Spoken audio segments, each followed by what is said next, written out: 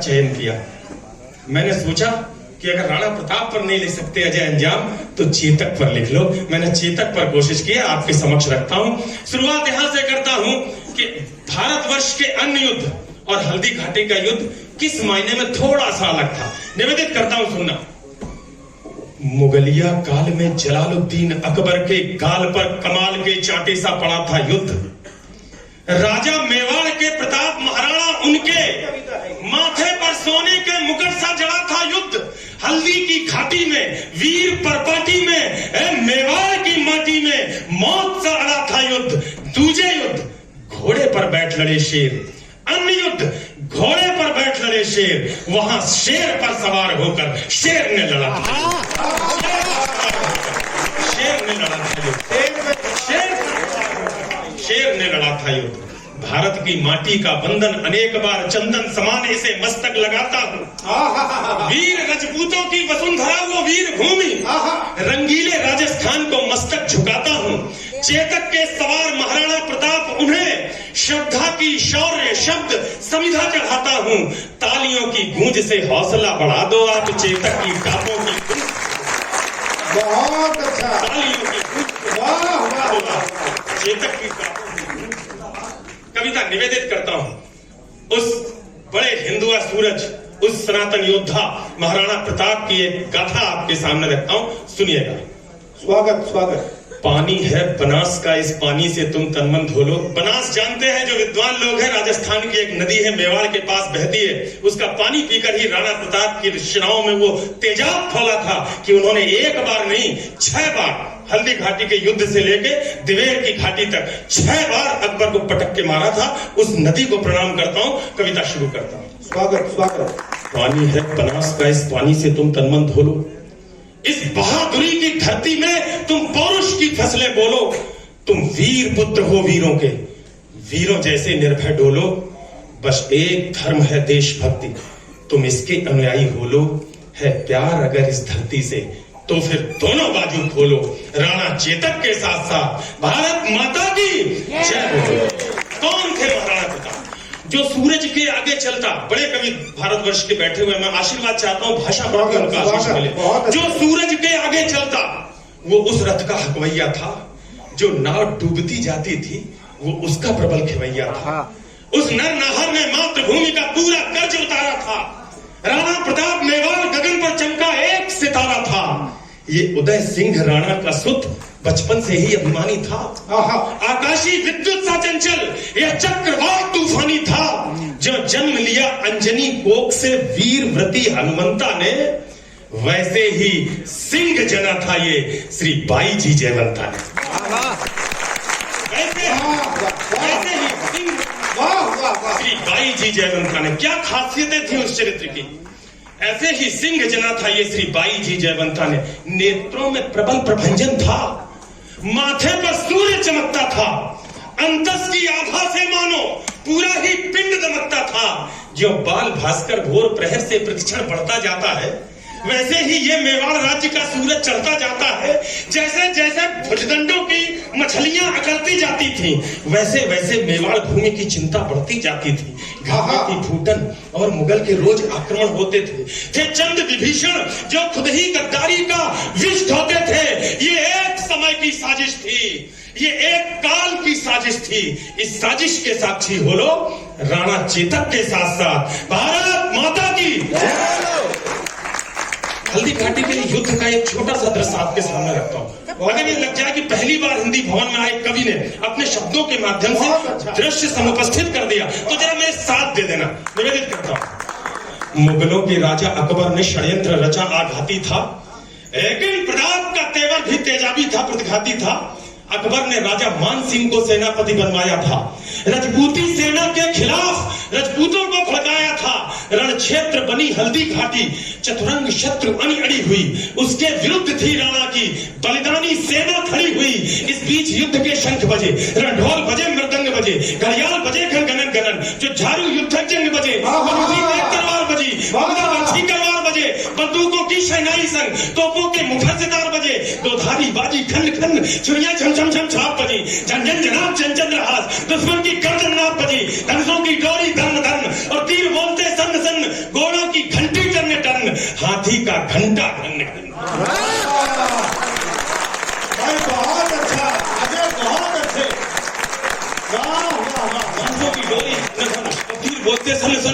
घोड़ों की घंटी टन टन, हाथी का घंटा घन घन, अरे सिर कटकर गिर जाते थे।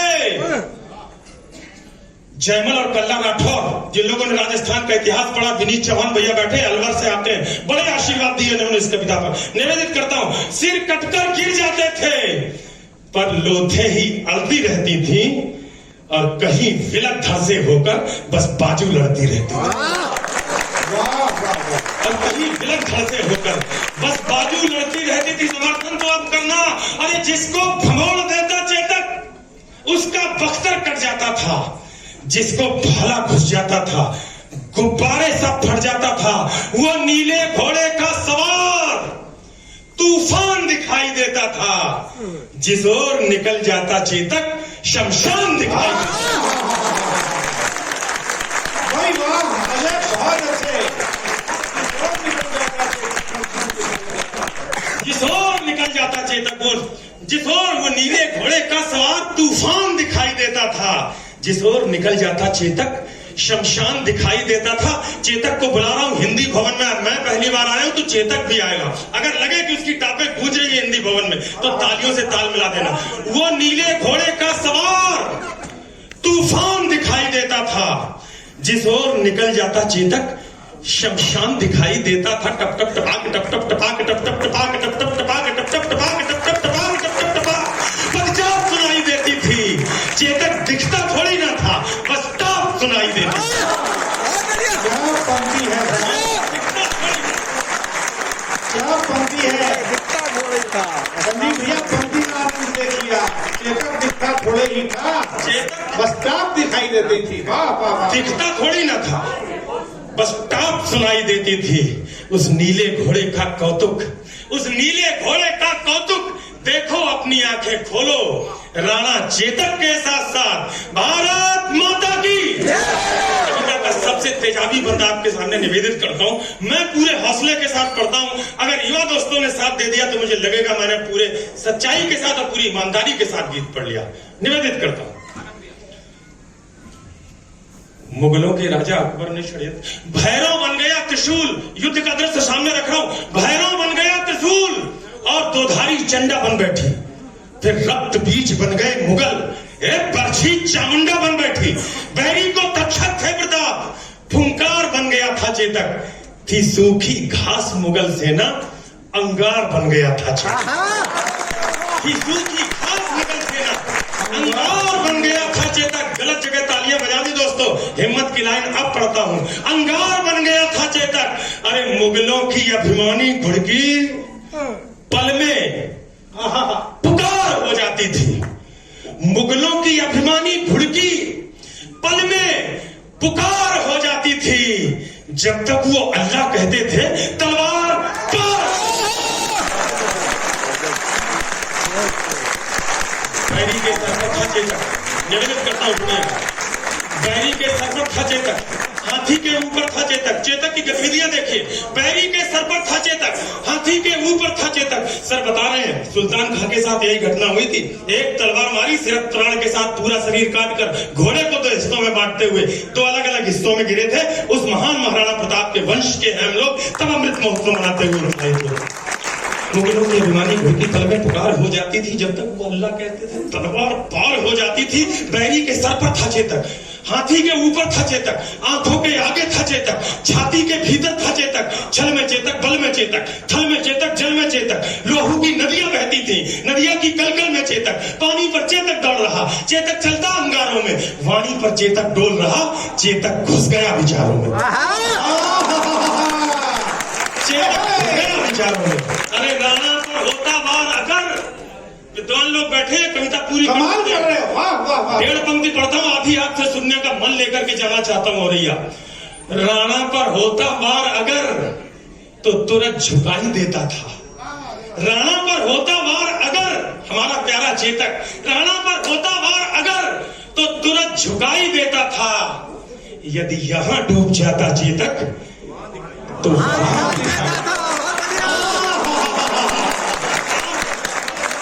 अजय जिंदाबाद। तालियां भरपूर हो जानी चाहिए। चाहिए बाद में कहीं बार स्वागत हो रहा है।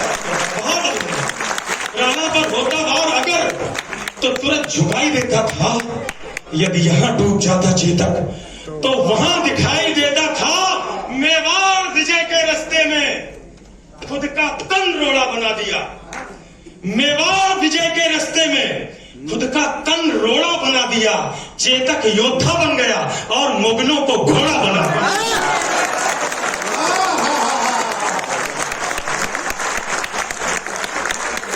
चेतक योद्धा बन गया और मुगलों को घोड़ा बना दिया। चेतक कहता रणचंडी से आओ अपना खप्पर धो लो।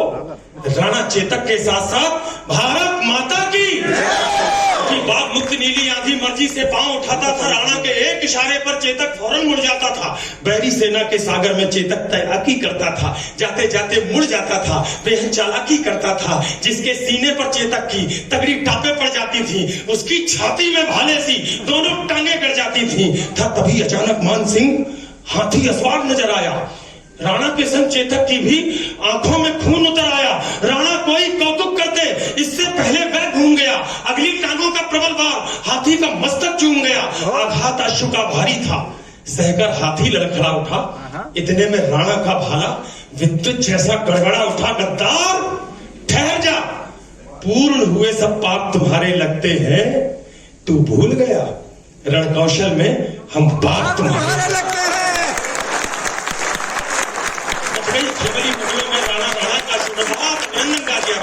मैं तो लगता है जिंदगी की सबसे बड़ी दौलत यह है कि सुरेश शर्मा जी की उपस्थिति के साथ किस मर्दानगी के साथ उसने अपना प्राणोत्सर्ग किया। निवेदन मैं करता हूं थोड़ा सा भावना सुन लीजिएगा, देख लीजिएगा।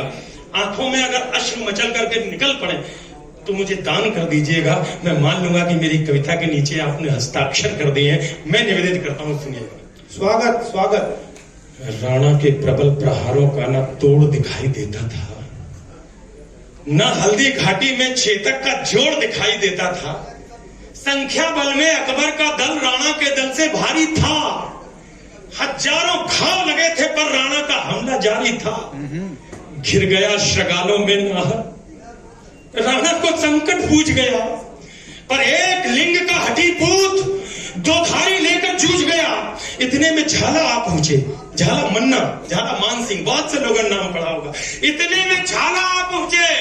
बोले राणा प्रस्थान करो, तुमसे कल को आशाएं हैं, कुछ उसका भी तो ध्यान करो। राणा बोले रण में झाला मैं इंच इंच कट सकता हूं पर पैच भवानी तुलजा की मैं कभी नहीं हट सकता। पैच भवानी तुलजा की मैं कभी नहीं हट सकता हूं। तब एक लिंग का नाम लिया। देखो शपथ झाला बोले। दुश्मन का वार लिया खुद पर होकर लथपथ झाला बोले।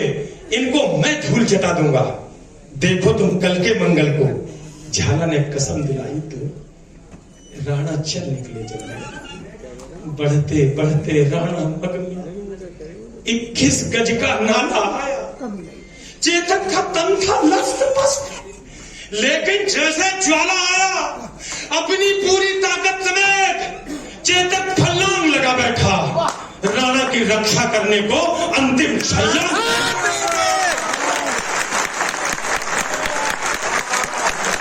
उस नील अश्व ने स्वामी भक्ति का पाठ सभी को सिखा दिया। करवट लेकर बेजान शीश राणा चरणों में टिका। फिर लगा अचानक घोटक ने जैसे अपना मुंह खोला। कवि की कल्पना, लेकिन अगर चेतक ने कहा होता तो क्या कहा होता अपने राणा से। फिर लगा अचानक घोटक ने जैसे अपना मुंह खोला हो।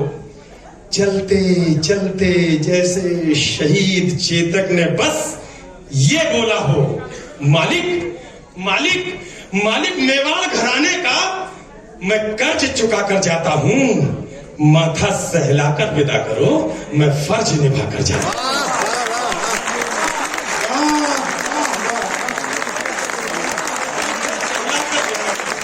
माथा सहलाकर विदा करो, मैं फर्ज निभा कर जाता हूं। बस एक याचना है स्वामी, बहुत सलाम करता हूं बेटे। मैं बस एक याचना है स्वामी, बस एक प्रार्थना है स्वामी, बस एक प्रार्थना है स्वामी। शत्रु का सिद्ध षड्यंत्र न हो, इस पर आपकी बड़ी तालियां चाहिए। चेतक ने क्या मांगा चलते चलते, बस एक प्रार्थना शत्रु का सिद्ध षड्यंत्र न हो, जब तक चेतक की याद रहे मेवाड़ मेरा वतन। जब तक चेतक की याद रहे मेवाड़ मेरा वतन न हो, चेतक मेरे बेटे भैया हालात वीर जी प्यार उठा, चेतक को बाहों में भरकर वो घायल शेर पुकार उठा। चेतक तेरी बलिदान कथा हिंदुस्तान भी गाएगा, गाएंगे श्याम नारायण भी, हर नौजवान भी गाएगा।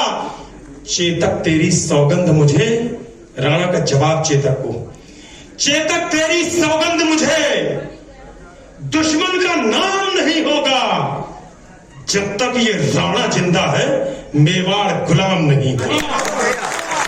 अंजाम अजय की विनती है, अंजाम अजय की विनती है, अब तो दोनों बाजू खोलो, राणा चेतक के साथ साथ भारत